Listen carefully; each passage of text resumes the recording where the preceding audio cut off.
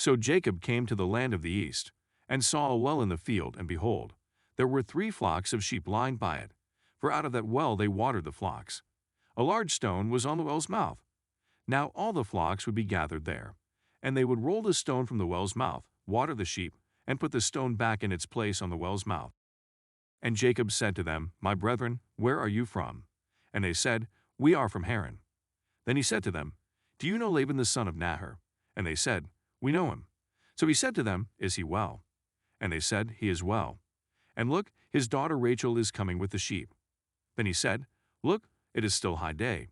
It is not time for the cattle to be gathered together. Water the sheep, and go and feed them.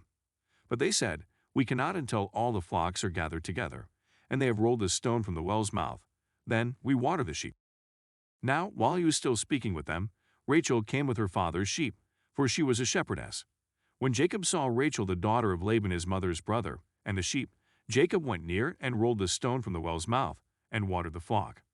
Then Jacob kissed Rachael, and lifted up his voice and wept. And Jacob told Rachael that he was her father's relative, and that he was Rebekah's son. So she ran and told her father. When Laban heard about Jacob his sister's son, he ran to meet him, and embraced him and kissed him, and brought him to his house. So he told Laban all these things. And Laban said to him, Surely you are my bone and my flesh. And he stayed with him for a month.